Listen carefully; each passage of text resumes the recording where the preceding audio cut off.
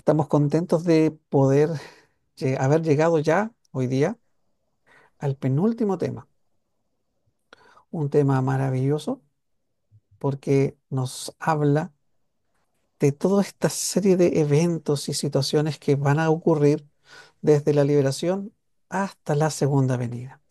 Y tenemos el placer de poder presentar a nuestro querido amigo y hermano Moisés Vélez. Moisés, estamos muy contentos de tenerte nuevamente con nosotros. Gracias por el tiempo que apartaste para estar con nosotros cuando le hicimos la invitación. Inmediatamente dijo, este tema es fabuloso y yo quiero compartir ese tema y sin duda vamos a disfrutar contigo de la exposición de la palabra de Dios. Nuestro hermano Moisés es primer anciano de la Iglesia Central de Santiago, Centro, y y nos acompaña hoy día. Así que, querido Moisés, muchas gracias por estar con nosotros. Bienvenido al grupo de estudio de Fundamento Adventista y desde ahora el tiempo es todo tuyo. Muchas gracias, amigo Marcelo. Es gusto saludarte a ti. La verdad estoy muy contento, muy agradecido y henchido de emoción por esta serie de temas. Han estado muy buenos. Ha sido una dicha, en verdad, gozados de la palabra. Cuando estudiamos estos temas proféticos, se añora o se espera y se promete un gran reavivamiento. Y bueno, queridos, también es bueno ver a caras conocidas, acá el hermano Nelson, también a su esposa, ¿verdad? Que allá nos conocemos, nos veremos mañana, Dios mediante. También a Freddy, el hermano Eric, y encantado de verdad de estar en este momento. Y voy a compartir pantalla mientras, ok, permite un momento, comparto pantalla por acá, perfecto. Y yo sé que hemos orado, pero a este servidor le gusta tener una breve oración antes de continuar. Así que una oración más y comenzamos. Padre eterno, ayúdanos a amar, Señor, tu segunda venida como antes, para poderte esperar cuando llegues con gran gloria y poder. En el nombre de Jesús. Amén. Bueno, queridos, el capítulo 12 del libro Preparación para la crisis final de Fernando Scheich. Estamos ya en un título extraordinario, desde la liberación hasta la segunda venida. Y obviamente, ya hablar de la segunda venida es nuestro título, nuestra herencia, nuestra marca. Somos adventistas del séptimo día. Esperamos a Jesús venir con gran gloria, poder y majestad. Y quise traerles esta imagen, una imagen donde usted puede mirar y soñar con el cielo. Quiero que en esta noche podamos soñar con el cielo, imaginar ese momento cuando Jesús venga por segunda vez, se acaba el dolor, el sufrimiento, los muertos resuciten, finalmente se acabe este lado de la eternidad y podamos estar con Cristo para siempre, para no separarnos jamás. Que pensemos en esto en el cielo y vamos entonces entrando en materia. Y quisiera situarme en el primer texto que empleó nuestro hermano Oscar en el tema anterior. Vamos a leer Daniel capítulo 12 versículo 1. No sabía que podía hacer esto. De hecho, no sé qué dice. Se me enfocó. A ver qué pasa con el siguiente. Ay, mira qué curioso. Qué curioso. Ok. Vamos a Daniel capítulo 12 versículo 1. Lo tienen en pantalla. Y vamos a extraer varias ideas de este pasaje antes de ir de lleno a la segunda venida. Dice la palabra 12:1. En aquel tiempo se levantará Miguel, el gran príncipe que está de parte de los hijos de tu pueblo, y será tiempo de angustia, el cual nunca fue desde el que hubo gente hasta entonces, pero en aquel tiempo será libertado tu pueblo, todos los que se hayan escritos en el libro.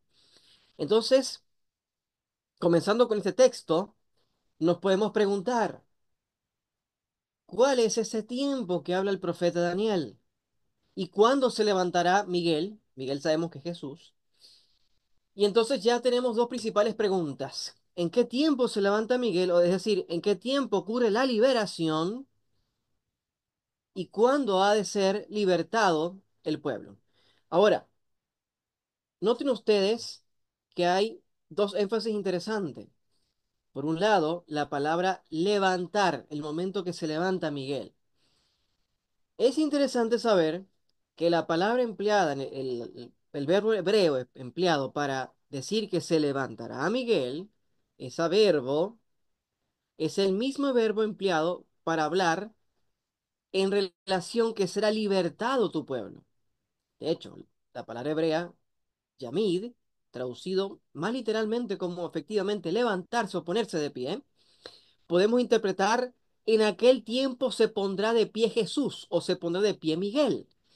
Pero a su vez, debemos también interpretar que en aquel tiempo será puesto en pie, será levantado el pueblo. Algo súper maravilloso. Es decir, que cuando Miguel se levanta, cuando Jesús se levanta, es porque Jesús también va a libertar, va a levantar a su pueblo. Jesús lleva estampado en su nombre aquellos que están escritos en el libro de la vida, escrito con su propia sangre. Y en por lo tanto, cuando Jesús se levanta, Jesús se lleva a los que han sido escritos en el libro de la vida, los lleva consigo.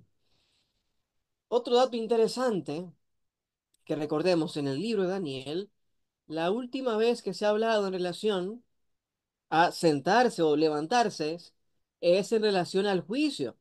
El juez se sentó y los libros fueron abiertos, estaban sentados. Pero ahora Miguel se va a levantar. Esto inmediatamente nos da la idea que ha de terminar la labor que está haciendo el juez.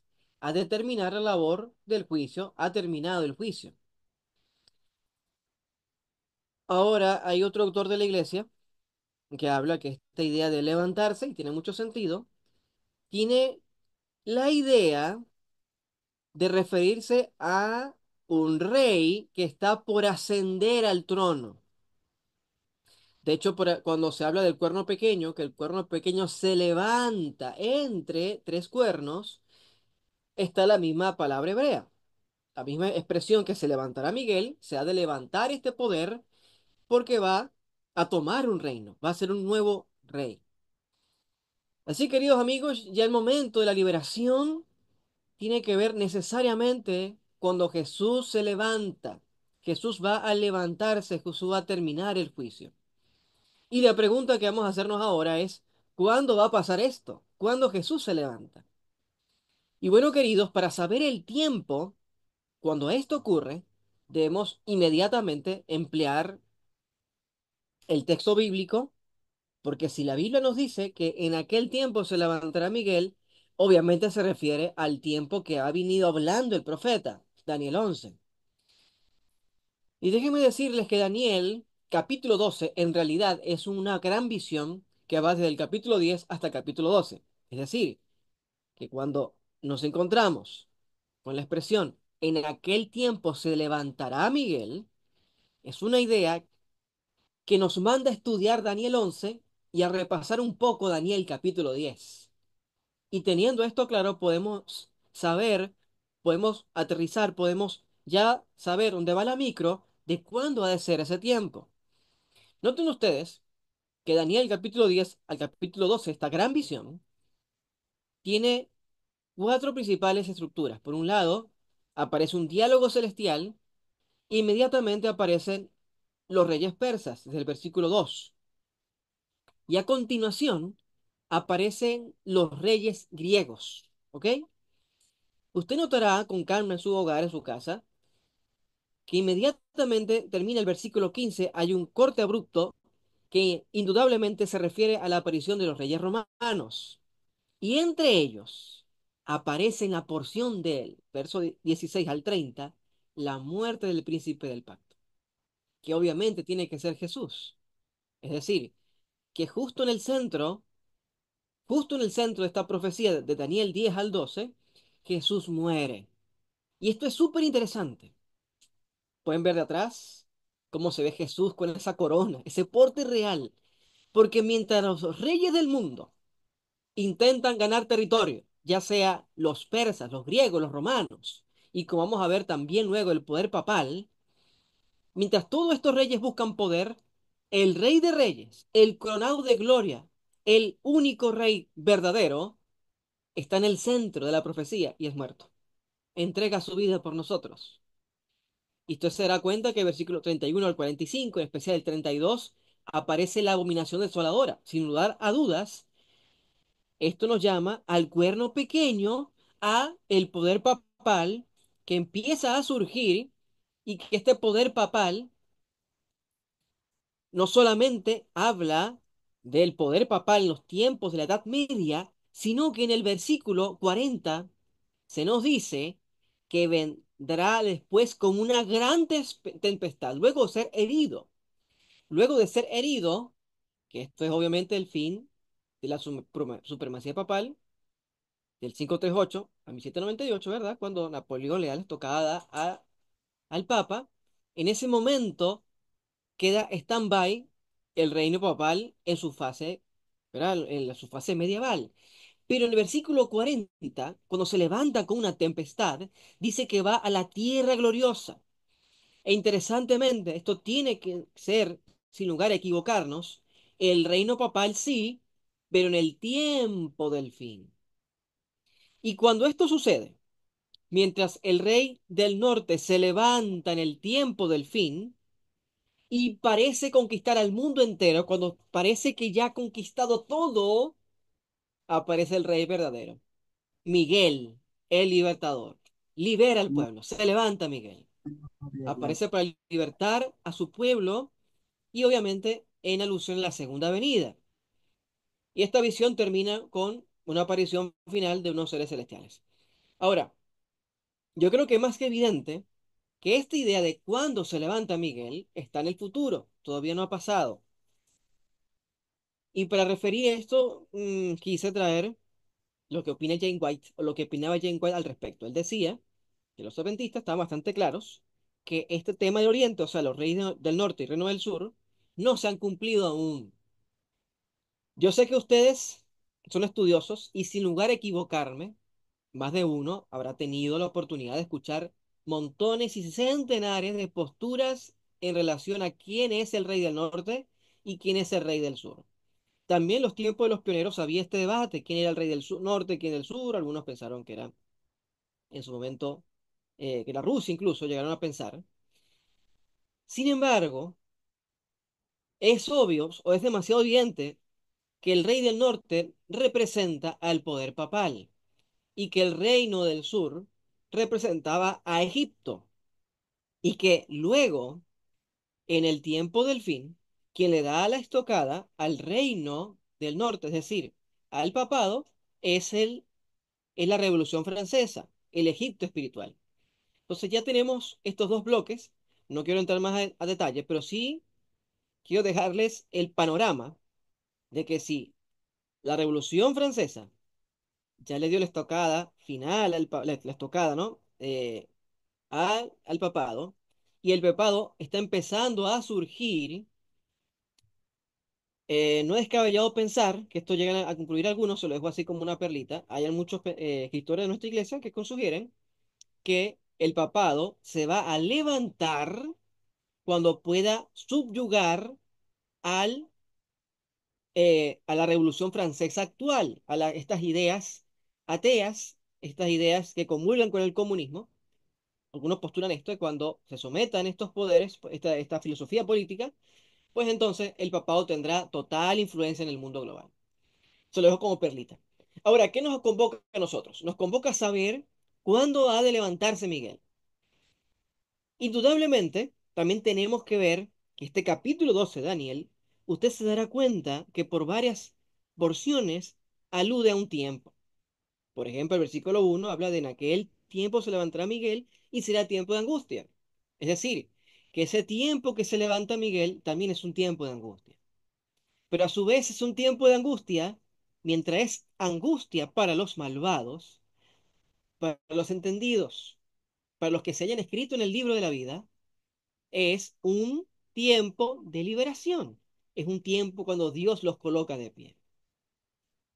Por otro lado, esta misma expresión alude al tiempo del fin. No se olviden este detalle, por favor, que es el tiempo del fin. También en Daniel capítulo 12 nos encontramos en el verso 7 con la famosa profecía de tiempo, tiempos y mitad de un tiempo. Yo sé que muchos de ustedes saben, esto es los 1260 años de la supremacía papal. Y luego en el 11 y 12 aparece la profecía de los 1290 y 1000. 335 días, que son años, ¿verdad? ¿A qué nos va a llevar a esto? Nos van a llevar a eventos relacionados con la caída o la estocada al papado medieval del 538 a 1798 y también con el momento cuando comienza el juicio investigador. Por lo tanto, ese tiempo que aparece en la sección profética de Daniel 11, que va del 40 al 45, ese tiempo que llega a su fin, sin lugar a equivocarnos, tiene que ser un periodo cónsono con esta fecha que estamos conversando. Es decir, que después de 1798, que comienza el tiempo del fin, y después del juicio investigador, después de 1844 en adelante, estaría el tiempo en la cual puede levantarse el papado en el tiempo del fin. Y a su vez, cuando se levanta el papado del tiempo del fin, se ha de levantar también, por supuesto, Miguel. Ahora, sí, obviamente, estamos en el 2025. Ya estamos en las últimas arenas del reloj profético. Ya las últimas agujas están llegando a su fin. Efectivamente, queridos, estamos siendo testigos de los últimos anales de la historia de este mundo, o la historia de este mundo de pecado. Y a su vez, mientras sabemos que llega el tiempo del fin, el 11 nos dice que este poder papal irá contra tierra gloriosa, contra los santos de Dios. Y esto, sin lugar a equivocarnos, tiene que ver también el momento, la forma en la cual el remanente final será perseguido. Miren la tremenda claridad que tenían nuestros pioneros. Voy a citar a Uriah Smith en su libro, comentando justamente esta porción de en aquel tiempo. Él dice que ese es un tiempo que nos ha llevado el versículo final del capítulo anterior, o sea, el capítulo 11. El tiempo en el que el rey del norte plantará las tiendas de su palacio en el monte santo y glorioso. Y voy a apropiarme de nuestro amigo Oscar Pacheco. Él tiene esto público y yo creo que es súper gráfico para representar lo que hemos hablado hasta ahora. ¿Ok? Y para seguir avanzando. Por un lado, entendemos que efectivamente esta profecía de Daniel capítulo 12 tiene su punto de partida con el Quino 38, cuando Clodoveo le otorga la autoridad al papado. Tenemos la fecha clave también, 538, sabemos que la supremacía papal que termina en 1798. Y otra fecha extremadamente valiosa, 1844, partiendo, ¿verdad? De aquel evento cuando Jesús pasó el lugar santo, el lugar santísimo. Comenzando además el juicio de la casa de Dios, comenzando además el juicio por los muertos, o sea, los que han fallecido, los que han creído en Dios y han fallecido, por ahí comenzó el juicio. Sin embargo, llegará un momento en que ha de terminar el juicio de los vivos, y ese momento es el cierre de la gracia. Y en ese momento, el cierre de la gracia, ahí es cuando se levanta Miguel. Pero hay algo muy interesante. Cuando se levanta Miguel, cuando se cierra la gracia, cuando comience ese periodo, va a llegar un tiempo mayor de angustia. Por un lado, empiezan a caer las plagas y el pueblo remanente de Dios, los que quedan vivos, son culpados de ser la consecuencia de las plagas. Así que se les ordena matar, hay que matarlos a esta gran secta aborrecible. Pero a pesar que el mundo entero desea matar a los remanentes de Dios, aparece la tercera plaga, los ríos convertidos en sangre. Que esa tercera plaga es una muestra que a pesar que estos malos quieren matar a los hijos de Dios y no los pueden matar porque ya se ha cerrado la gracia y ya Dios va a proteger a su pueblo de que no sean muertos, se les es contado como si los matara. Y obviamente, no es solamente es que van a tener el deseo de matarlos, ellos van a querer perseguirlos y el remanente de Dios tendrá que ir a las cuevas más remotas, los lugares más recónditos del planeta. Sus pan y sus aguas serán seguros, claro que sí. Pero también dice la mensajera del Señor que pasarán por desmayo, que pasarán por hambre, por penurias. No será nada fácil ese tiempo de angustia. Y durante este tiempo de cierre de la gracia, también habrá algo tremendo. Además que seremos perseguidos, además que van a querer nuestra cabeza, sumado a esto, van a desear, em, además de esto, esta brecha del cierre de la gracia, cada persona creyente en Dios tendrá que luchar porque tendrá la duda si aquel pecado habrá sido confesado o no, la angustia de Jacob. Yo sé que ustedes tuvieron un tema especialmente hablado de esto, ¿no? Y todo esto, evidentemente, hasta que Jesús llega por segunda vez. Y otro detonante interesante, sin lugar a equivocarnos, es la aparición de las leyes dominicales. Y voy a hacer un resumen y detengo por si hay preguntas. Entonces, estos eventos van a aparecer de forma muy rápida. La lluvia tardía, el fuerte pregón y el evangelio a todo el mundo entero. Mientras todo esto ocurre y el mundo es amonestado, Satanás entra en rabia contra el remanente. Y como la iglesia está despertando, se aviva porque la iglesia empieza a predicar del tercer ángel el mensaje de la justicia de Cristo, entonces el dragón se, em, se aira contra el remanente y levanta una ley dominical. El poder protestante religioso busca el poder civil, se forma la marca de la bestia y forman estas alianzas dominicales. Cuando se formen estas alianzas dominicales, obviamente habrán solo dos caminos. O aceptamos el sello de Dios y amándole le servimos al Cordero aunque se desplomen los cielos. O buscamos la vía para preservar nuestra vida terrenal. Pero esa vida terrenal es recibir la marca de Dios, perdón, recibir la marca de la bestia en la mano, en la frente, para finalmente ser parte de los sacudidos, los que son apartados en el zarandeo.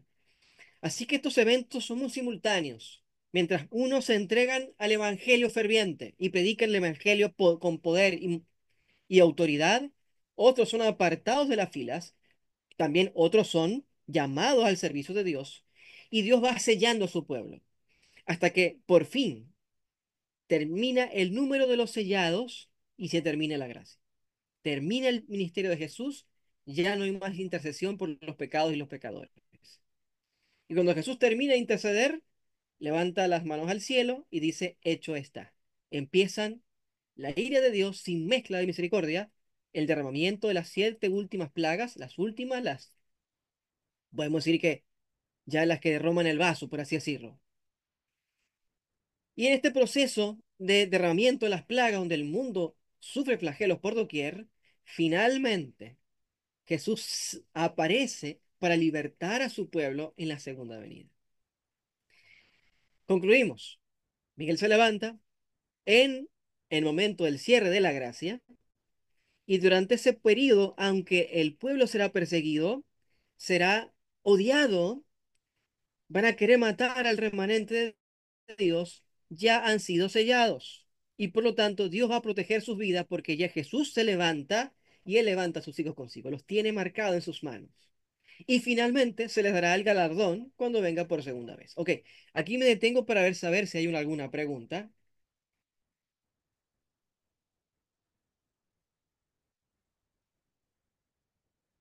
Adelante, voy.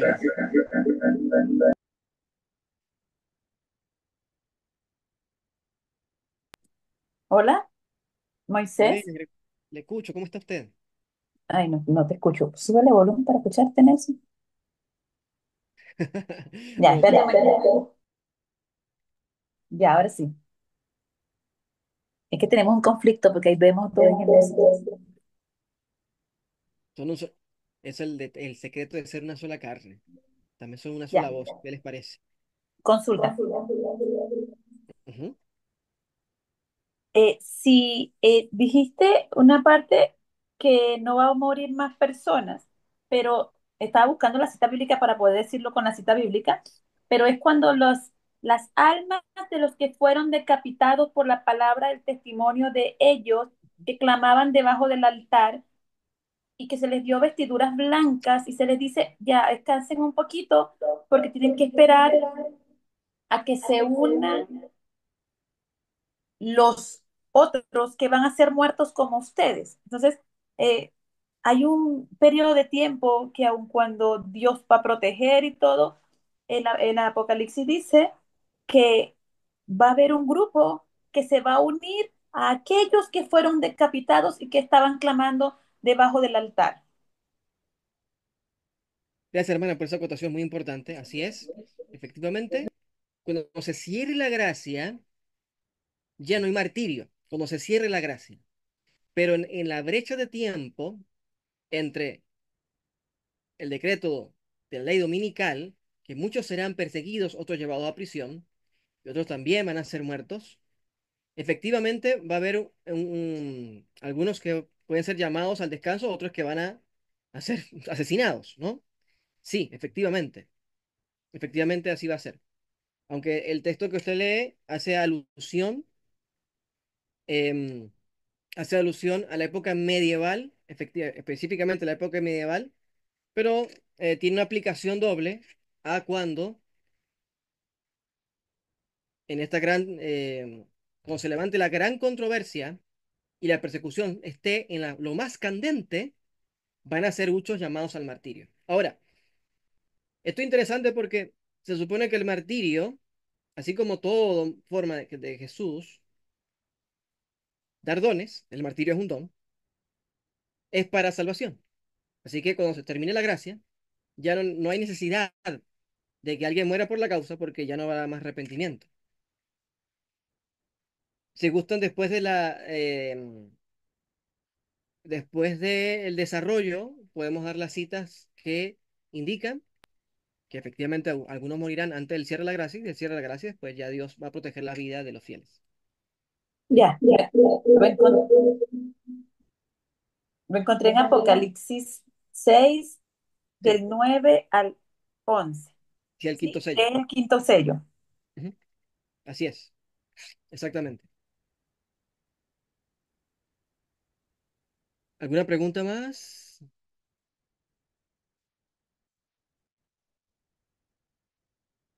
Ok, entonces continuamos. Bueno, Continuamos y... tenía otra. Ajá, adelante. Hay una promesa que dice que para los últimos días, Dios promete solamente pan y agua, no hay otra cosa. Sin embargo, yo escuché un sermón donde un hermano dijo, no, pero no se preocupen porque los pueblitos van a traer carnita y vamos a poder comer carnita. Pero Carne vegana. yo he estado leyendo y estuve estudiando la historia de la redención y ahí dice que lo único que se nos promete es pan y agua. Cuando nosotros estamos esperando más, algo más que eso, vamos a decir como los que estaban en el desierto hoy todos los días, más nada. Eso es lo único que vemos. Pero lo único que se vio en el desierto era agua y maná. Sí, claro, nos puede parecer quizás un poco simplón si leemos solo pan y agua, ¿no? Pero hay una porción en Testimonio para la Iglesia, el tomo 7 que habla que este pan es similar, a ver, cuando ella habla que ese último remanente será protegido por Dios y le llegará pan, ella habla del maná. Entonces yo una vez, o sea, hice el cruce, que ese pan, al ser pan del cielo, sin duda alguna tendrá un sabor a miel como tenía el maná. Pero en efecto, se nos promete pan y agua, es decir, pasaremos hambre, tribulación, cansancio, sueño, estaremos más flacos también quizás, pero Dios no va a dejar que moramos de hambre.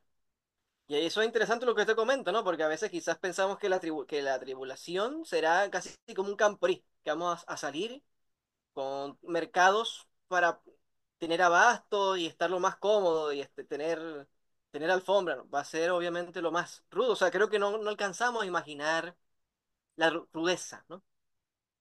De lo que ha de ser. Entonces, continuamos. Creo que sí. Perfecto. Vamos entonces a, a continuar. Y yo creo que la imagen es demasiado gráfica, ¿ok?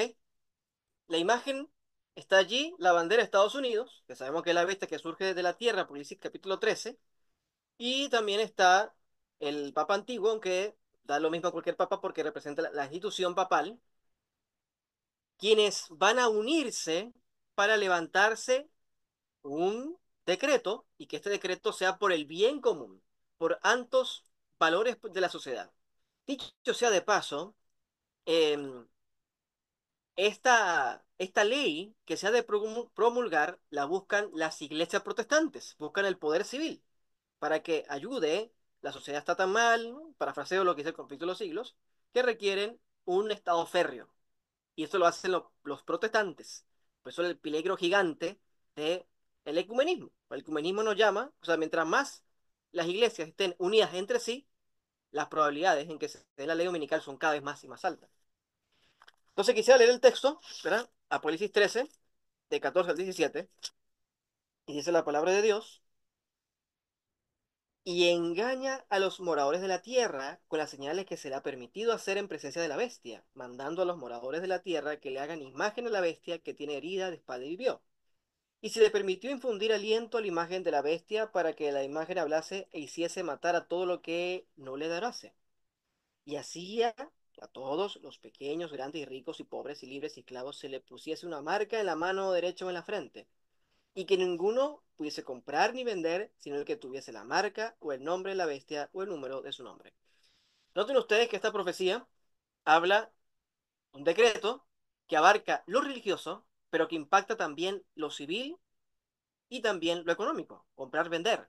Nos podemos comprar, nos podemos vender en relación a la adoración. Entonces, sin lugar a equivocarnos, cuando hablamos de el momento cuando se levanta Miguel, que es el momento cuando el rey del norte, o sea, el papado, empieza a tomar la tierra gloriosa, empieza a tomar el mundo entero, no solamente lo hablan en términos políticos, es en todos los sentidos, en lo político, en lo social, lo cultural y lo religioso, es un dominio total. Dicho de otra forma, que la persecución que ha de tener el remanente en el tiempo del fin es un movimiento simultáneo para destruir al pueblo de Dios en todos los ámbitos.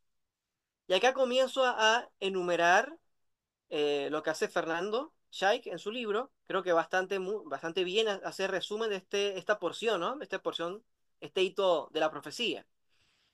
Y este es el primer punto, que hay un movimiento enorme para destruir al pueblo de Dios. Y dice Helen White en capítulo siglo, página 600, que los que honran la ley de Dios han sido acusados de traer a los castigos de Dios sobre la tierra, y se los mirará como si fueran causa de las terribles convulsiones de la naturaleza y de las luchas sangrientas entre los hombres que llenarán la tierra de aflicción. El poder que acompañe la última amonestación enfurecerá a los malvados. Su ira se ensañará contra los que hayan recibido el mensaje, y Satanás despertará el espíritu de odio y persecución de un grado de intensidad aún mayor. Y además agrega que este remanente será el objeto de execración universal, o sea, seremos los más odiados, los más abominables del mundo. Y en otras porciones nos dicen, seremos la secta aborrecible, seremos esta secta que hay que exterminar. Entonces noten, ahí de fondo coloco una imagen que tiene un tanque de guerra, tiene armas de fuego, tiene de todo. Y a veces también graficamos la persecución como algo demasiado romántico quizás, pero noten ustedes lo agrio y lo atroz que fue la Primera y Segunda Guerra Mundial, donde tantas vidas murieron y tanta destrucción bélica. Pues la palabra de Dios dice, este tiempo de angustia será un tiempo como nunca ha habido gentes. O sea, será mucho peor de lo que hemos visto hasta ahora. Y mientras esto ocurre, aparece una voz de Dios. Enderezaos y consumado es. Ya la hermana nos dio un pequeño spoiler, ¿verdad? Pero acá nos aparece la séptima copa. La séptima copa. Que esa séptima copa, notará usted que es dicha en el aire.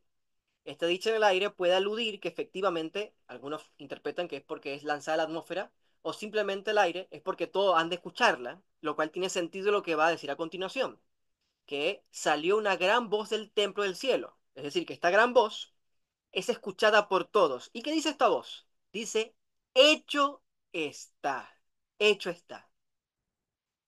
¿Qué significa hecho está? Hecho está, lo traduce también Alonso Choquel, él es experto en lenguajes de la Biblia, lo traduce como se acabó. It's over, ya no más. Hasta aquí llegaste tú. Obviamente esta frase nos recuerda el consumado es de Jesús, consumado es. Esto no significa que ha terminado eh, todo en la cruz. Esto precisamente indica que el consumado es de Jesús, es que fue consumida la ofrenda perfecta del sacrificio de Jesús. Y esta expresión, hecho está, sin lugar a equivocarnos, hace a una alusión que en vista que ha terminado la gracia y solo queda la ejecución de la sentencia, ahora lo que va a decir Jesús, me voy a levantar para dar la sentencia a los que se merecen. Voy a dar el merecido a aquellos que han tomado la marca de la bestia en la mano o en la frente. Entonces, mientras Jesús se levanta como un rey y con él levanta a los suyos, los que tienen palpado en su mano, hay otros que reciben la ira de Dios y mezcla de misericordia. Y se acabó. Se acabó.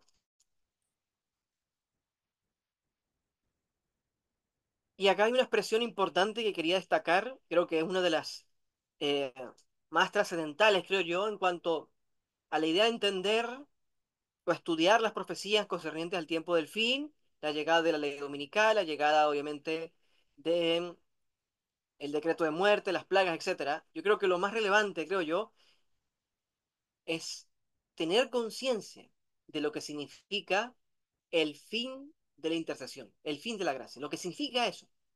Mire, también el conflicto de los signos de ese capítulo dice Helen White que cuando termine el mensaje del tercer ángel, la misericordia divina no intercederá más por los habitantes culpables de la tierra. El pueblo de Dios habrá cumplido su obra y habrá recibido la lluvia tardía, el refrigerio de la presencia del Señor, y estará preparado para la hora de prueba que le espera. Los ángeles se apuran, van y vienen de acá para allá en el cielo. Un ángel que regresa de la tierra anuncia que su obra está terminada. El mundo ha sido sometido a la prueba final. Y todos los que han recibido resultados fieles a los preceptos divinos han recibido el sello de Dios vivo. Y fíjense esto. Entonces Jesús dejará de interceder en el santuario celestial.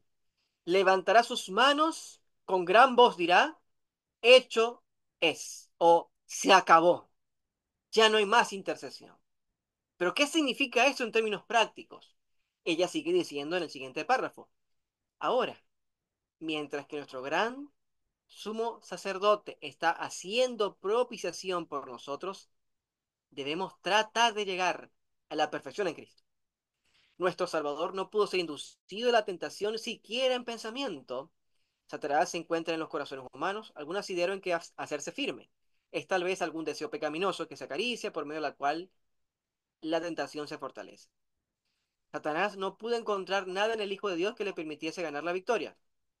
Cristo guardó los mandamientos de su Padre y no hubo ningún pecado de que Satanás pudiese sacar ventaja.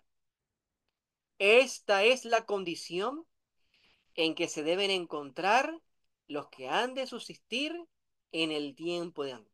Tremendo. O sea, Jesús no fue cedido a la tentación ni siquiera en pensamiento. Y justo este pueblo, que ha de estar en el tiempo de angustia, deben haber vencido todo pecado por la gracia de Jesús. Y mientras no llega el tiempo de angustia, debemos intentar llegar a la perfección en Cristo. ¿Cómo? A través de la entrega de la voluntad, a través de aceptar el mensaje del tercer ángel, porque el mensaje del tercer ángel es el que él propicia los corazones para recibir la justicia de Cristo que nos da la capacidad de obedecer a la ley de Dios. Es el fuego que permite que sea escrito en nuestro corazón la palabra de Dios y sus preceptos, sus palabras. Pero así mientras unos escuchan la voz de Dios, el hecho está, la tierra convulsiona y sucede un montón de señales y prodigios. Y mientras esto sucede, los seres humanos que han recibido la marca de la bestia porque ha rechazado el mensaje de Cristo, empiezan a convulsionar. De acá para allá. Se vuelven locos.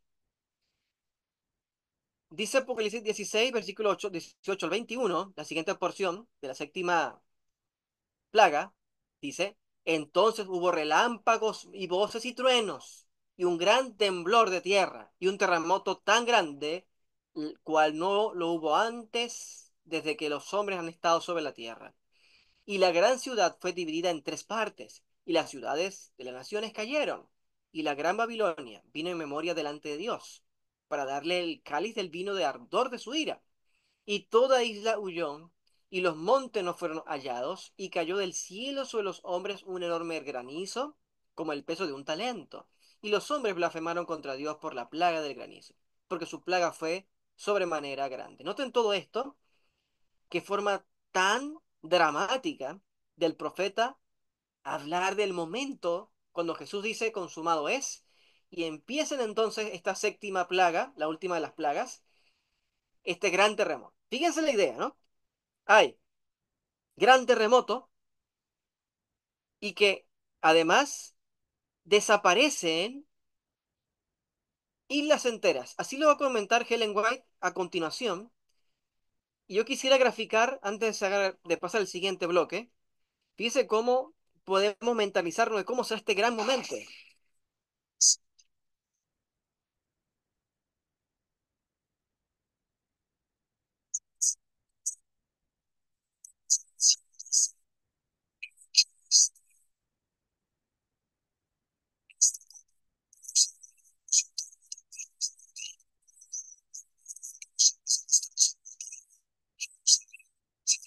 Partes y las ciudades del mundo se derrumban, las islas se inundan y las montañas desaparecen. Cayeron grandes granizos sobre la gente, parecían rocas, pues pesaban más de 40 kilos. Los que estaban siendo juzgados blasfemaron contra Dios por la plaga del granizo, porque su plaga fue sobremanera grande. Ok, me gustaría preguntarles, cuando leen el texto que las islas fueron inundadas y Helen White agrega que habrán islas que van a desaparecer enteras, uno puede pensar en una isla. Hay países que son prácticamente solo una isla, como Japón, por ejemplo, o lugares del mundo que son solamente islas, como, eh, bueno, Chile tiene una isla, es, se me olvidó el nombre, se me olvidó el nombre, se me olvidó el nombre, Isla de Pascua. la isla de Pascua. ¿Puede desaparecer? Rapa Nui. Rapa Nui, muchas gracias, muy bien. Y ahora nada.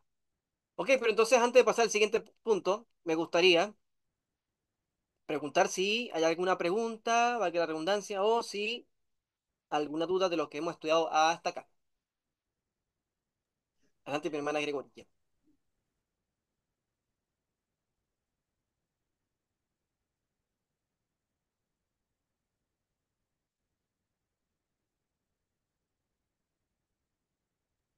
Esta muteada hermana Gregoria.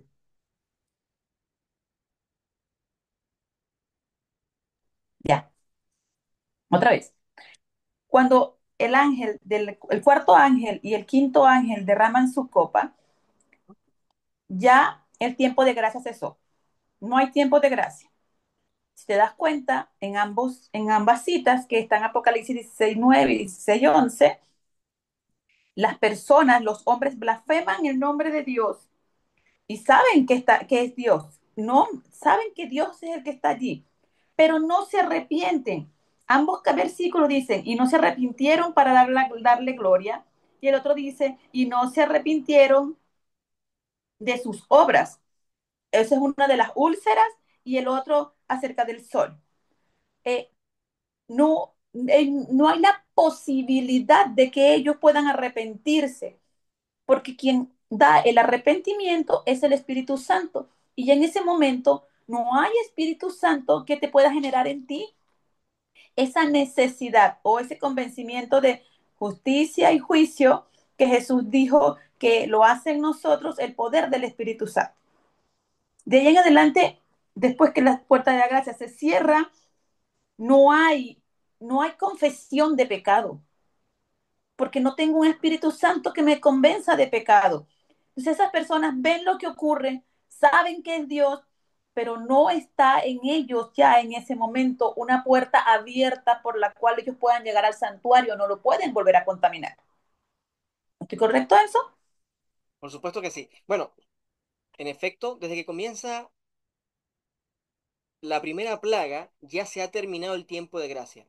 Sé que ustedes tuvieron un tema dedicado a las plagas, y se explicó bien en relación a que la expresión hebrea que ocurre en Éxodo 40, cuando se inaugura el santuario, que se llena de gloria y que nadie podía entrar, es justamente la expresión que aparece ahora, pero en el griego, evidentemente, en Apocalipsis, en capítulo 15.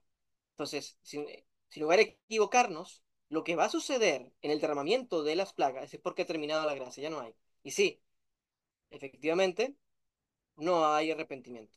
En pocas palabras, el que llegue a ese tiempo de angustia, cuando no hay ya más gracia, no puede, o sea, hay solamente dos caminos, o los santos o los pecadores, es decir, o los que recibieron el sello de Dios o la marca de la bestia.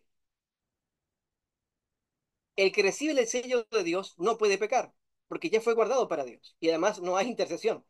Sería como un jaque mate, porque si una persona que ya fue sellada y que se supone que ya va a estar en el cielo, comete pecado, entonces Satanás puede decir por qué él va a ir al cielo y yo no, si él ha cometido pecado y no ha sido confesado. Entonces, noten ustedes que esa brecha de tiempo, sí o sí, esa persona, ese grupo de personas viven sin pecado, porque termina la intercesión y tienen que haber sido limpiados ya de todos los pecados confesados. Y una idea, última idea que iba a comentarle a la hermana Gregoria, iba a comentarle algo más a la hermana Gregoria. Ok, sí, muchas veces mm, se habla del tema del cierre de la gracia, pero no se le habla del peso que significa eso, de que no tengamos más arrepentimiento. De hecho, Helen White, cuando habla de esta porción profética, analiza lo que le sucede a este grupo que están con remordimiento, o se puede decir que están arrepentidos de las consecuencias de las plagas, pero no arrepentidos de por haber ofendido a Dios, que son cosas distintas. Como sucede en el relato de Esaú, que Helen White compara este evento con Esaú, que Esaú tenía remordimiento de las consecuencias por haber perdido la herencia, pero no por haber ofendido a Dios, que son cosas muy distintas, ¿no? Y quería puntualizar. Creo que está primero Peters. Hola, amigo.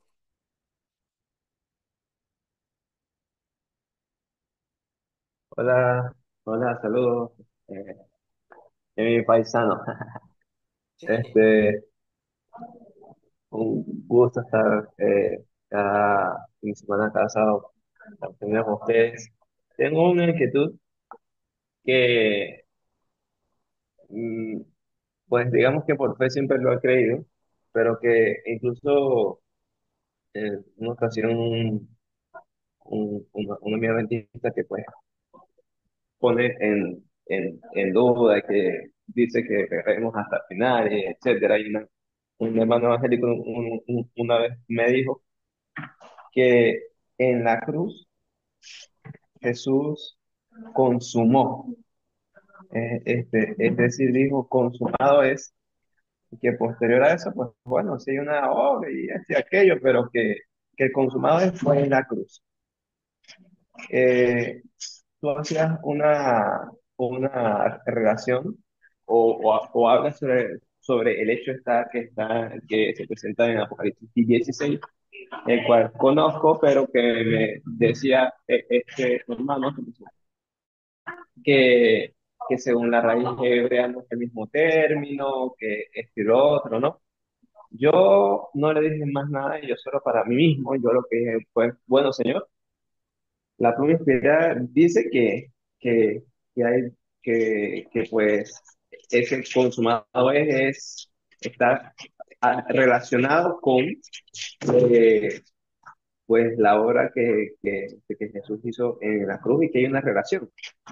Pero lo he creído por fe, no tengo tan clara esa parte, no sé si entiendes mi inquietud y si pudiese hacer un comentario al respecto. Sí, entiendo tu punto de vista.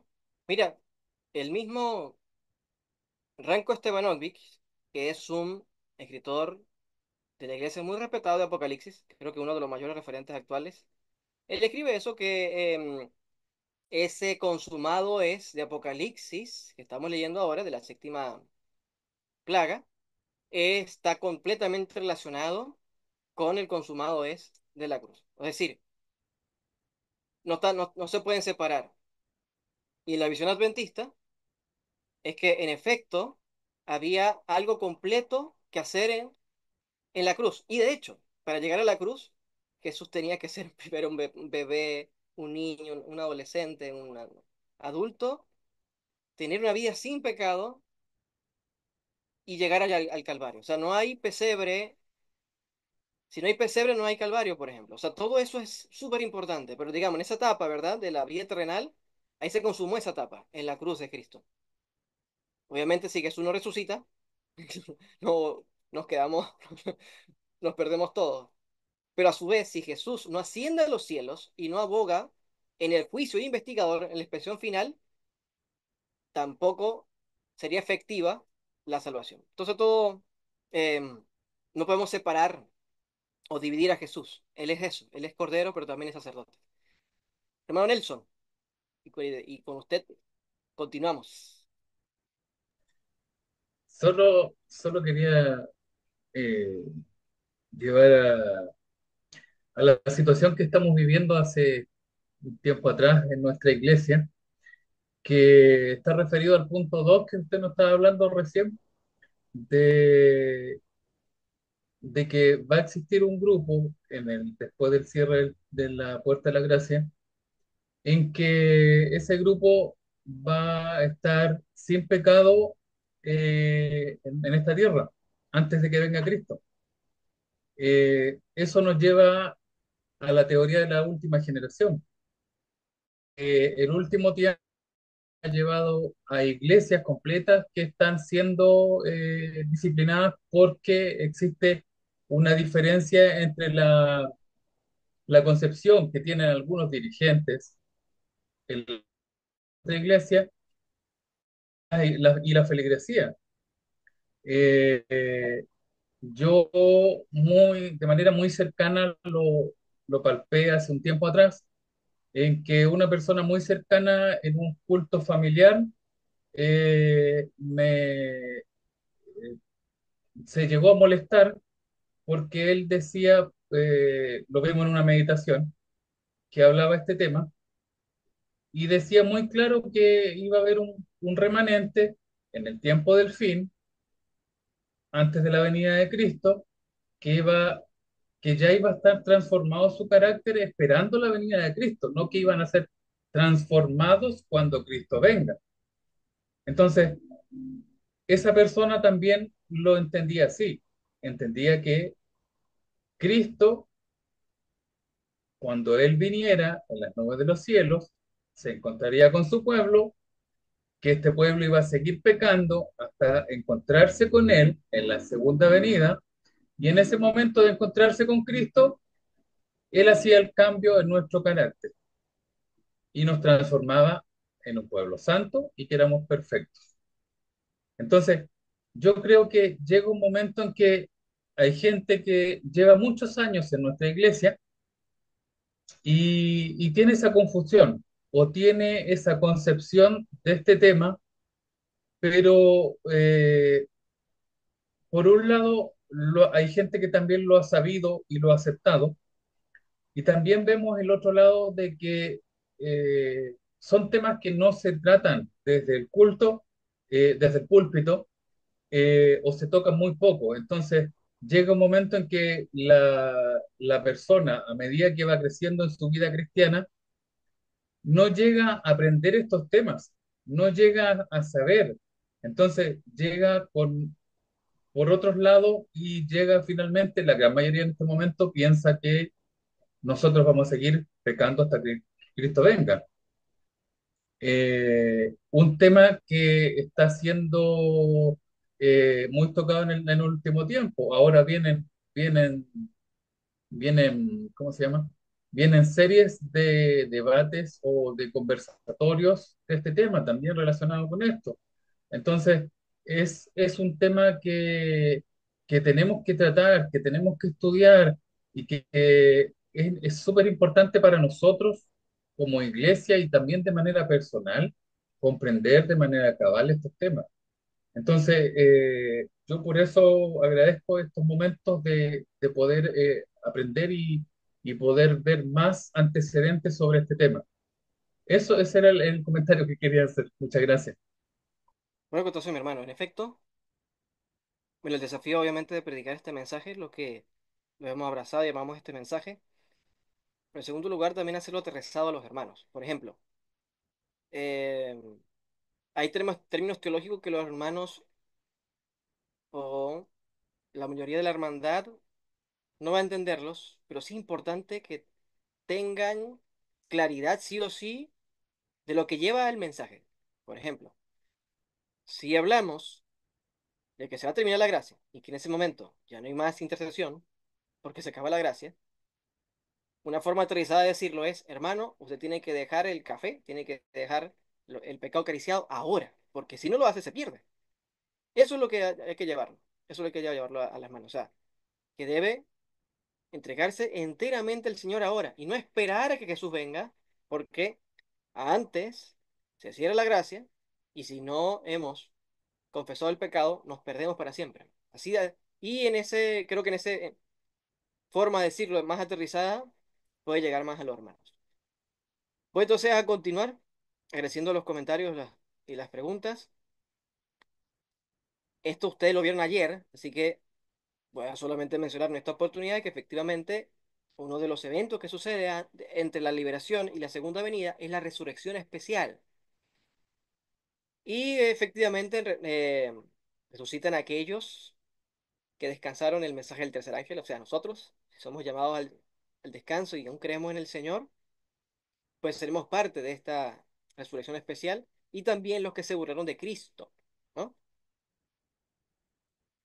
Y ahora aparece algo que siempre he tratado de imaginarme, no sé si a ustedes les ha pasado, que Helen White comenta en primeros escritos en Conflicto de los Siglos, que va a aparecer una mano en el cielo que sostiene las tablas de piedra.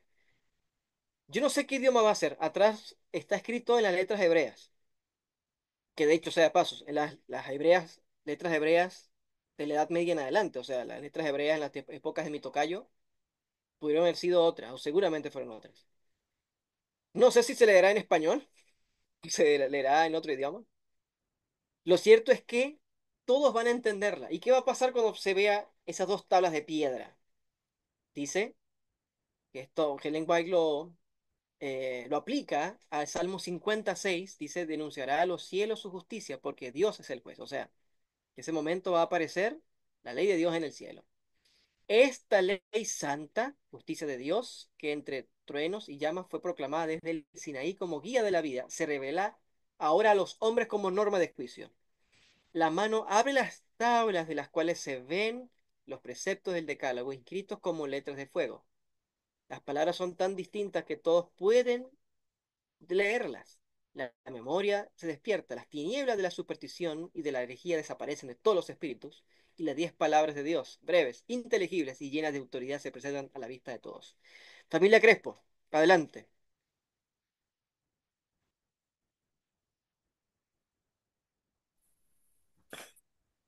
Hola, buenas tardes, hermano.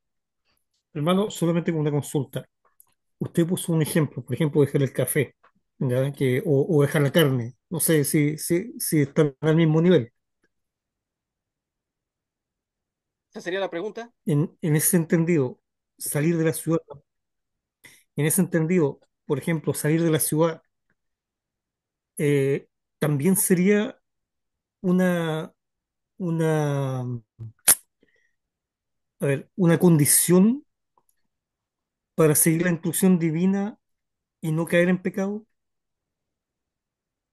Ok, Lo digo en el entendido de que una vez escuché a un hermano decir que la mayoría de los mártires iban a ser precisamente de esas personas que no habían salido de la ciudad. Eso como consulta. ok, es que su pregunta es densa, profunda. Trataré de dar una respuesta, aunque no tengo un texto inspirado que lo diga, así que va a ser una opinión personal, que no creo que sirva de mucho. Pero básicamente, cuando hablamos de temperancia, ya hay una norma bíblica y del espíritu de profecía en relación a la temperancia, ¿no? Y habla en relación al café, que es una sustancia nociva, etcétera. Sí está ese principio muy tácito, ¿no? Muy explícito. Ahora, la ida al campo, nótese que hay ya 100 años o más, la mensajera del Señor, inspirada por Dios, recomienda que sus hijos vivan en el campo. Y, en efecto, llegará un momento que no será ida al campo, sino huida al campo, porque no quedará otra. Pero también ella habla que hay que hacer la obra en las ciudades, ¿no? Y que habrán algunos que harán las obras en las ciudades, etcétera. Es decir, si usted, Dios le ha mostrado esa verdad y está en su mano poder hacerlo, hágalo. Porque si Dios aconseja que estando en la ciudad, es porque, dice la mensajera, hay menos contaminación, menos bullicio, menos violencia, más contacto con la obra del Creador, y también hay otro estilo de vida que uno tiene. Entonces hay varias cosas que se ganan en ese sentido. Ahora, para decir que todos los que no han seguido el campo están en pecado, yo no me atrevería a decirlo, porque no hay un mandato tácito más que una recomendación del Espíritu de Profecía. El hermano Jeffrey.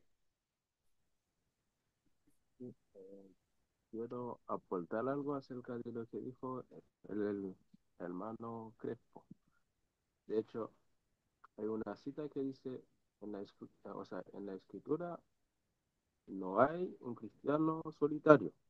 Las personas de fe son siempre miembros de una comunidad.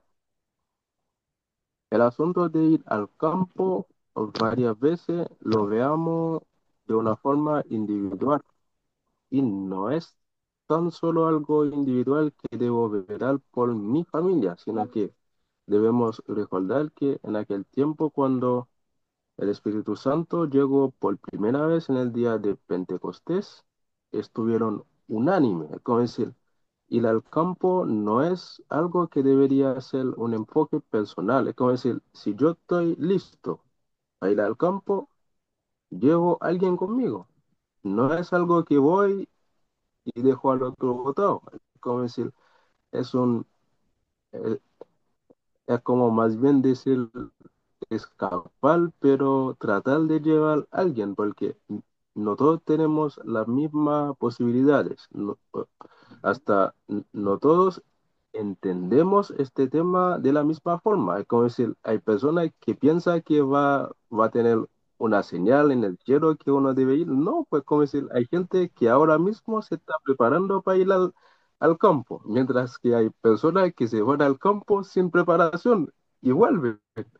Es como decir, es Claro, un tema que creo que la iglesia debería tomar un buen tiempo para explicarlo, porque necesita más, así como más preparación, porque es un tema, es un cambio drástico, no es algo que uno debería tomar tan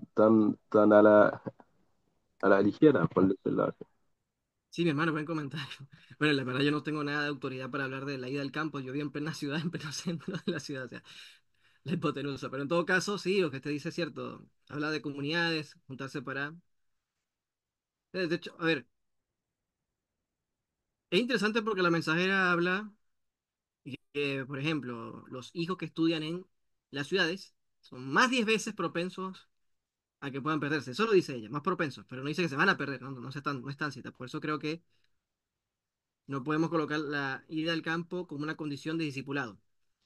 Obviamente hay ventaja en el campo, pero sí debemos saber que todo aquel que va a ser salvado es por la gracia de Cristo Jesús.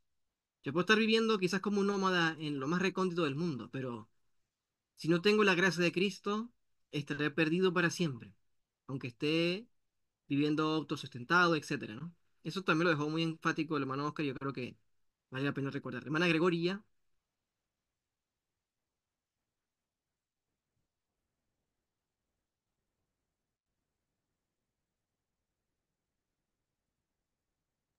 Con respecto al tema de ir al campo, eh, hay personas que definitivamente no tienen la posibilidad de decir, hoy tengo una parcelita allá en Osorno que mide unas 50 hectáreas. No la mm, tienen. ¿Se escucha? Sí. sí, o en Mérida, ¿qué Entonces, le parece? eh, pero hay otras personas a las cuales Dios les dio la posibilidad de tener esa parcelita de sus 50 hectáreas o media hectárea que van a tener, por la gracia de Dios, están teniendo la oportunidad de tener un lugar y van a ser en algún momento el centro de acogida de aquellos hermanos que no tuvieron la posibilidad.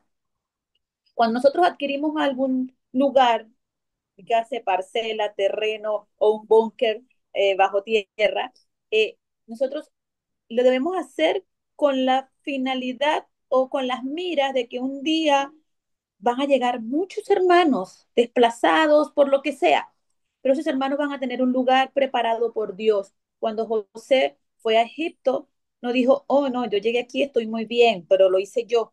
No, él dijo, Dios me envió primero a preparar un lugar para ustedes. Y ese debe ser nuestro pensamiento.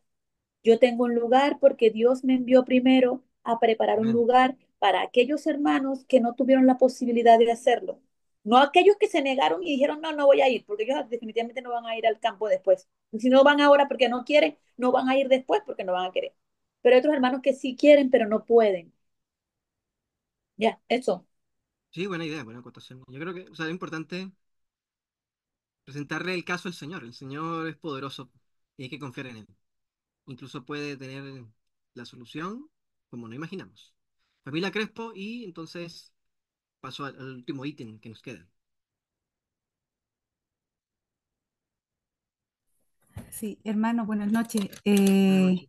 Silvana por acá, saludos. Eh, bueno, yo creo que un poquito también lo que preguntaba Julio es porque a nosotros nos salta la duda. Estoy muy de acuerdo con lo que dice el hermano Jeffrey y lo que dice la hermana Gregoria. Eh, ¿La escuchan? Yo dejé de escuchar a la hermana.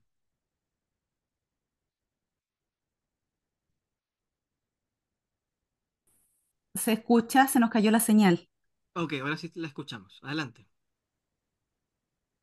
Ya, entonces, la duda, digamos, que nosotros como familia nos asalta es la siguiente.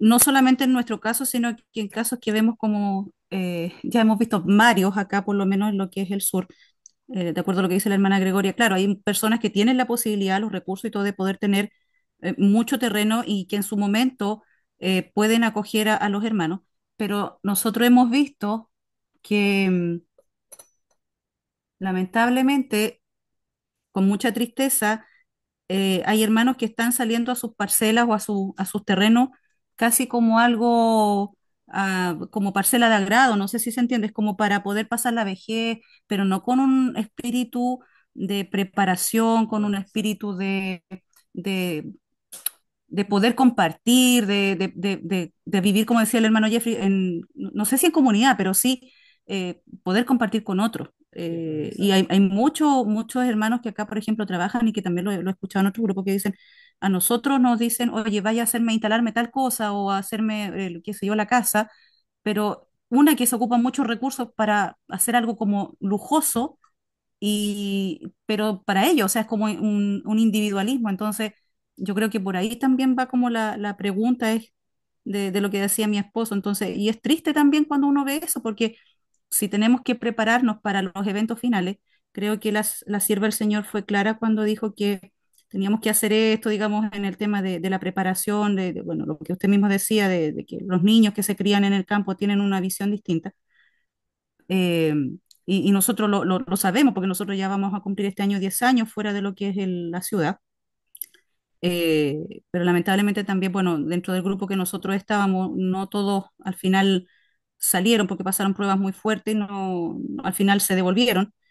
Y eso es como un poquito poder quizás de repente ver la tristeza que no se está dando ese tema, porque las personas no están saliendo con ese espíritu o no están preparando como el camino para aquellos que no van a poder salir y que no van a poder comprarse un terreno. No sé si me expliqué, a lo mejor me enredé un poquito y a lo mejor se me cayó también la Yo señal lo ahí. No entendí. sé si se escucha. Entendí totalmente que hay hermanos que tienen ese lugar para su vejez, pero no pensando en la preparación de la crisis final. Y claro, hay muchos que no Exacto, pueden. Pero Dios sí es poderoso. Y hay montones de testimonios de personas que le dijeron, Tengo una finca abandonada, ve y cuídamela". Y ahí hicieron su ministerio. Yo creo que lo más importante es eso. O sea, yo creo que si usted tiene un ministerio, digo, Señor, yo te quiero servir en este ministerio que sé hacer, no sé, masaje o predicar o hacer un buen pan vegetariano, un pan integral. Dios le va a ubicar en el lugar donde el Señor crea mejor conveniente para su causa. Pero si es solamente ir al campo para vivir en el campo, la idea es tener un plan misionero claro, bastante concreto. Y sí, vamos entonces a volver al tema, falta unos últimos ítems. Yo sé que a usted les gustan las vigilias. Digamos, dice, el sexto punto, dice acá el Fernando Shai, que también es básicamente calqueado del conflicto de los siglos, los impíos y apóstatas se destruyen unos a otros. ¿Por qué? Porque cuando se promulga la ley de Dios y ven el cuarto mandamiento, empiezan a decir, oye, pero pastor, usted no me dijo que el cuarto mandamiento estaba abolido. O también, ¿cómo no? También puede incluir cualquier postura que nos lleve a violar la ley de Dios, aunque sea parcialmente, ténganlo por seguro que eso no es de Dios. Y también la gente va a dar, dice claramente, ¿no? La mensajera del Señor va a pronunciar maldiciones contra aquellos falsos profetas por haberlos engañado. Y es más, las armas que van a ser usadas para atacar al pueblo de Dios terminan siendo usados para derramar la sangre de aquellos falsos maestros, falsos pastores, que luchan y derramamiento de sangre. Helen White llega a mencionar que los ángeles de la muerte empiezan a hacer su obra. O sea, y un ángel de la muerte, uno solo, fue capaz de matar a los niños primogénitos en Egipto. Imagínense la cantidad de sangre que va a haber cuando se desaten los demonios en este momento, cuando ya no hay más intercesión y la ira de Dios está consumada. Pero mientras este panorama terrible de muerte, de mucha sangre, y el pueblo de Dios está ya en las últimas, recordemos que Miguel se levanta cuando el pueblo está en la peor condición del mundo, cuando ya no hay más. Se proclama el día y la hora de la venida de Cristo. Y antes que me malentiendan, se proclama el día y la hora de la venida, pero cuando se cierre la gracia, después o cercano a la séptima trompeta, un poquito después de la séptima trompeta, se declara el día y la hora. Ya sabemos cuándo va a venir Jesús. Ya sabemos. Y estamos entonces esperando que Jesús venga. Y esto va a ser como un gran refrigerio para ese gran remanente, esa pequeña manada, como dice Jesús. No temáis pequeña manada, porque a mi Padre lo es confiado, les ha confiado daros el reino. Me encanta cómo lo menciona en Primeros de Cristo Helen White, casi como un poema, al declarar Dios el día y la hora de la venida de Jesús y conferir el sempiterno pacto de su pueblo, pronunciaba una frase y se detenía mientras las palabras de la frase retumbaban por toda la tierra. Imagínense estar en esa situación con hambre, desnudez, quizás, incluso de estar muy flaco porque hemos comido poco, y cuando pensamos que ya todo está perdido, aparece la voz que proclama el día y la hora de la venida de Jesús. El gran gozo que debe haber en nuestros corazones, que es lo que quiero llevarlo en esta noche, a que amemos y anhelemos la segunda venida de Jesús.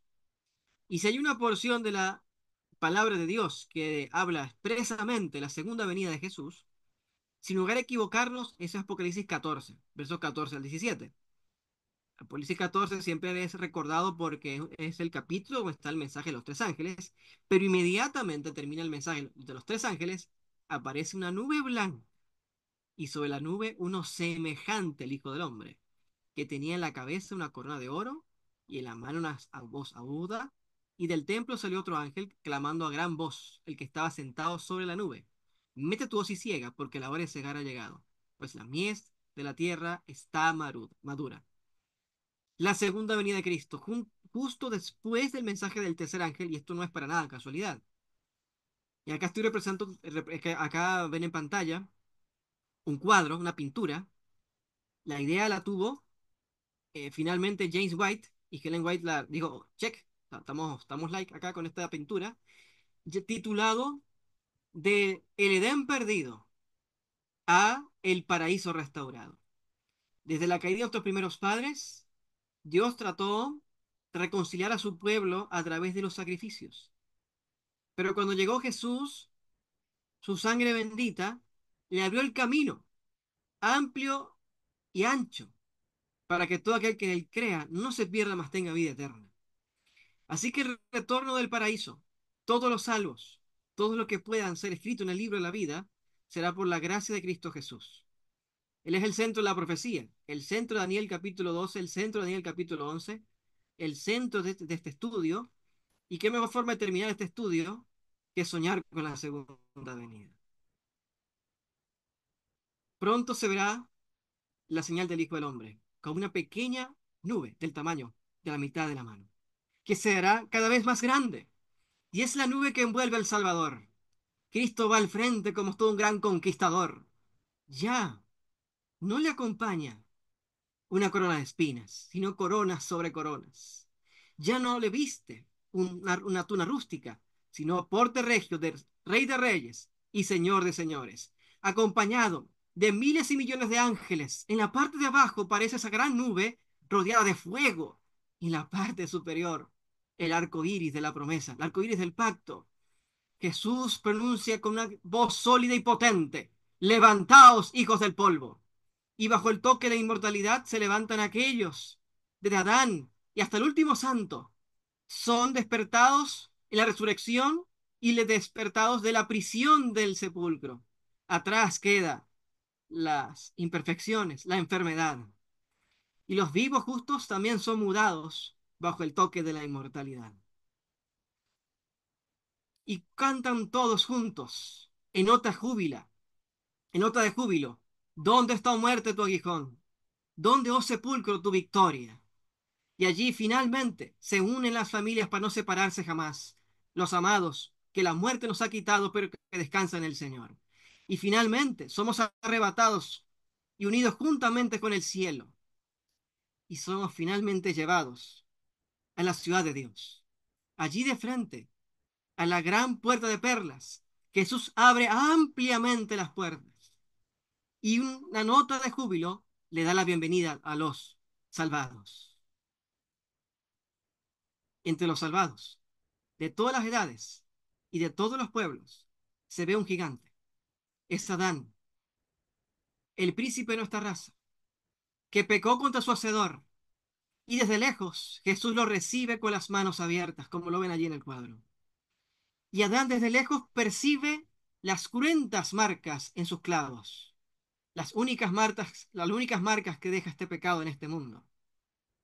Y se acerca contra Jesús. Por fin se encuentran los dos Adanes.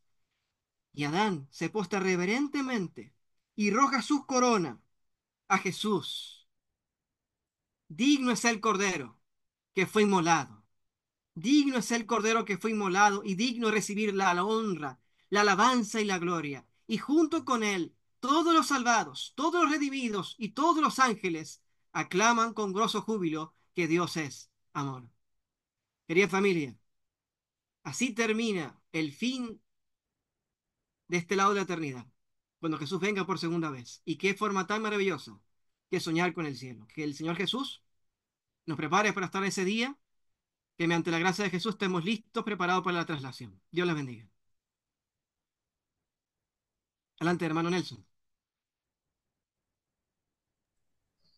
Quería despejar una duda. Según lo que he entendido, las veces que hemos estudiado con la Grego estos temas en detalle, en los escritos de Elena de White, entiendo que luego del cierre de la Puerta de la Gracia, bueno, primero entender que por todos los acontecimientos que se están dando en este mundo, La venida de Cristo está muy cerca, demasiado cerca, diría yo.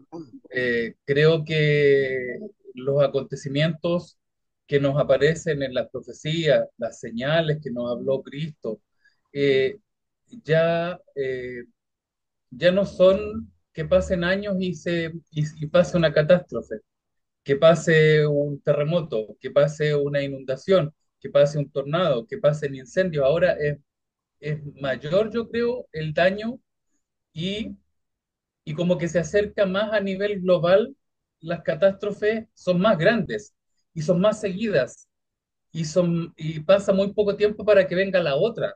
Entonces, la delincuencia, yo creo que cuando uno ve alguna noticia, ya hace muchos años atrás que yo dejé de ver noticias porque era llegaba un tiempo, antiguamente uno de repente aparecía una noticia buena, pero ahora son todas malas y cada vez peores.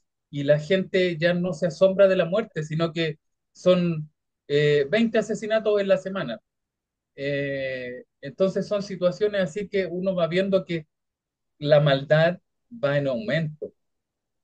La ciencia también ha aumentado.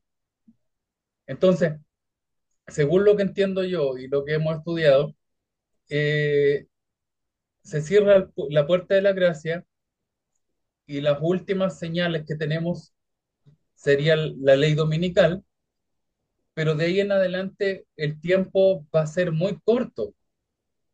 Si usted me lo puede aclarar eso, al menos lo veo yo así, no creo, no entiendo que sean mucho tiempo, que no sean años, podría decir, a lo mejor ni siquiera sean años, porque según lo que he entendido, de los temas que hemos estudiado aquí y en otros momentos, se cierra la puerta de la gracia y el tiempo ya va a ser muy corto para que aparezca Cristo en la nube de los cielos, y así lo creo yo. No sé si será así y si voy por buen camino pensándolo así. Eso. Gloria a Dios, también estamos en la misma sintonía. Y coloco esta imagen porque yo no sé si ustedes, pero bueno, igual, creo que muchos de ustedes tienen tiempo en el adventismo, pero nunca he visto una predicación tan intensa sobre el Evangelio, el verdadero Evangelio de Jesús, el poder del perdón y el poder para abandonar el pecado. Eso, sin duda alguna, se ha visto como nunca en otros tiempos. Y sí, eso es el detonante para la segunda venida. Y tengo una total certeza que seremos el último remanente de Dios que verá a Jesús venir a las nubes. Tengo total certeza de eso.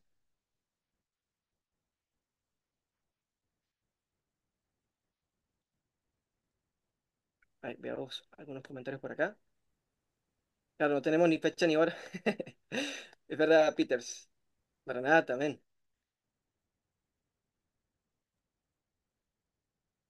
Queremos agradecer a nuestro hermano y amigo Moisés por el tiempo que se ha dado para estar con nosotros, por el tema de hoy. Agradecemos a cada uno de ustedes por las preguntas que se fueron desarrollando y no sé si hay alguna última pregunta eh, de la última sección del tema. Hermano Jeffrey, Sí. De hecho, una de las frases que me impactó en la última parte es cuando dice las almas que fueron seleccionadas para, así como atacar al pueblo de Dios, al final serán usadas para matar a los falsos pastores, así como los falsos profetas y los demás. Pero eso también me llevó a la parte donde Jesús dijo, bienaventurados aquellos que serán perseguidos por mi causa. Es como decir, yo siempre me hago esta, esta pregunta. Cuando recibo así como o sea, alguna forma, por decirlo así, una persecución que puede ser dentro de la iglesia o en mi barrio o en mi familia, me pregunto si es realmente por mi causa o por la causa de Jesús, porque varias veces siento que mm, como cristianos podemos actuar de una forma indebida, como decir, llevamos la fe de una forma que no atrae a la persona, sino que lo repulsa. Y es por eso que esta parte sí que me llamó tanto la atención y me da así como más base para siempre hacerme esta pregunta. Cuando recibo algo como una persecución, me hago, o sea, es casi algo que ahora es ¿cómo decir? Algo que, que me sale así como normal, es como decir, cada vez que siento que algo no me vaya bien o que siento algo como una, un bloque, por decirlo así, me pregunto, ¿es por la causa de Jesús que estoy viendo eso o por mi causa? Y creo que Una pregunta. también deberíamos así como enfocarnos en eso porque aunque somos cristianos, podemos estar fallando en algunos puntos. Eso.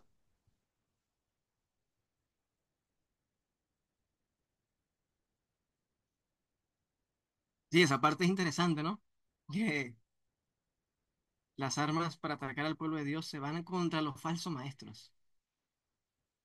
Y hay un ítem que no comenté, está en el conflicto de los siglos, que Satanás personifica e imita la segunda venida de Cristo. Intenta imitarla, por supuesto. Y bueno, y ahí sin duda alguna también basta, o sea, no sería descabellado pensar que también la gente va a querer hacerle daño. Pero bueno, son hipótesis, no está revelado. Adelante, hermano Nelson. Y también algo que también aparece, si no me equivoco, primero escrito puede ser, o uno de los libros del Espíritu de Profecía, también Elena de White también nos habla de que Papado también, el Vaticano también va a ser atacado en ese momento. También se le va a devolver todo lo que hizo en su momento y todo lo engaño. Va, cuando la gente vea que realmente estuvo engañada tanto tiempo, el Vaticano va a ser muy complicada la situación para el sistema papal en ese momento. También lo digo así. Sí, voy a buscar unas citas para afirmar un poco lo que está dicho.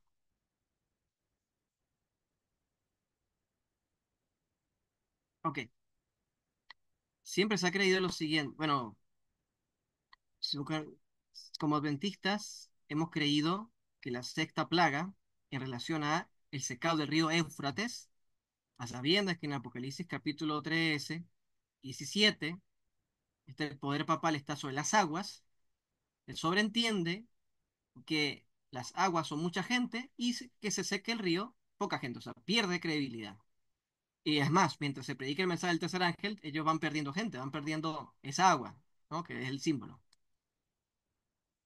Por lo tanto, habrá un momento cuando el papado, la gente empieza a darle la espalda. Y eso va a pasar, eso va a pasar. Y, ajá, acá está, esta porción acá.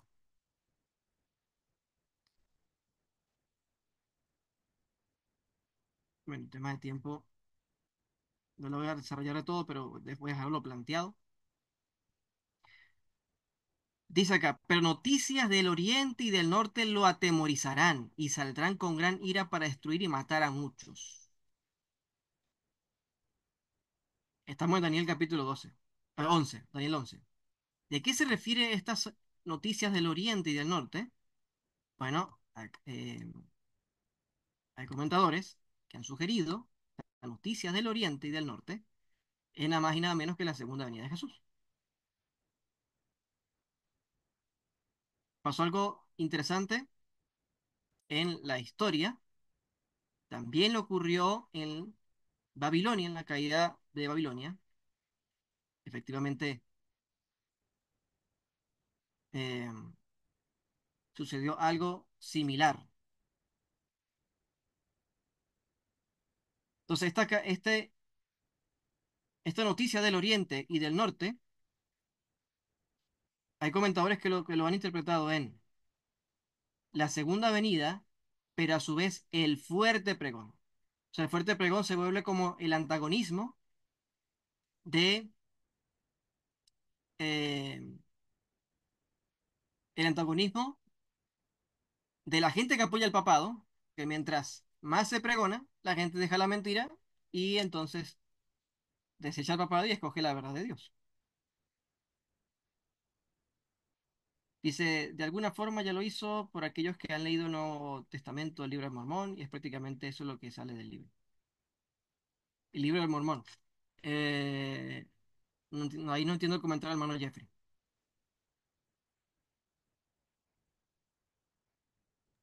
Ah, no, era acerca de lo que estaba diciendo cuando, o sea, cuando Satanás iba a intentar falsificar la segunda venida. De hecho, en este Ujú. libro está una escena clara donde ya lo hizo.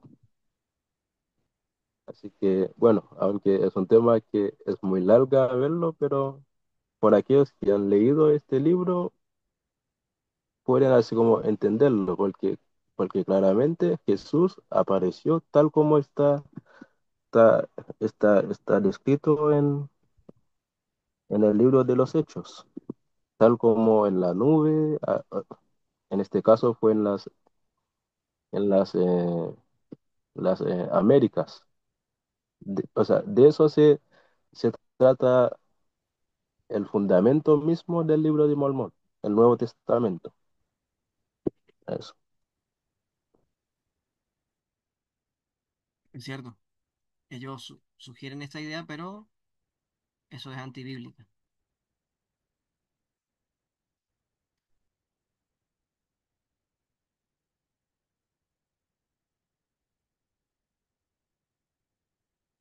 Bueno, queridos, no sé si hay un comentario más o una pregunta.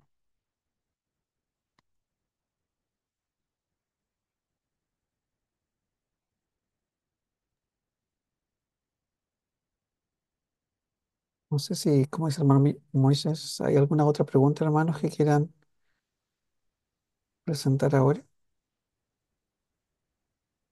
Al parecer, ¿no? Ya las dudas parece que fueron siendo despejadas durante las secciones de este tema. Pues muy bien, hermanos, vamos llegando ya al final de esta reunión. Agradecemos a Dios por permitirnos tener esta nueva reunión, la penúltima de esta serie. Y agradecemos también a querido Moisés por tu tiempo, por tu disposición, por poder acompañarnos.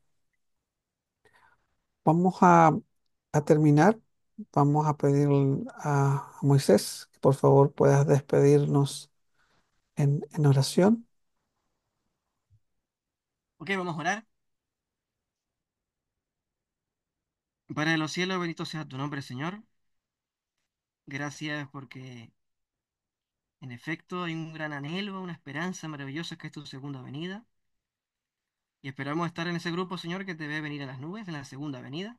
Obviamente no en la tercera, en la segunda venida. Y ahora a continuación, en el próximo tema, que podamos también ser henchidos de tu palabra y aprender lo necesario para estar de pie y prepararnos para esa gran crisis que se viene. Alabamos tu nombre en este sábado glorioso, en el nombre de Jesús. Amén. El Señor les bendiga, hermanos. Los dejamos invitados para mañana. El último tema, que vamos a reflexionar en todo lo que hemos visto y poder así que esto no sea solamente haya sido una serie más de información, sino que podamos nosotros hacer algunas reflexiones personales en relación a nuestra propia preparación. Que el Señor les bendiga, que tengan un hermoso sábado.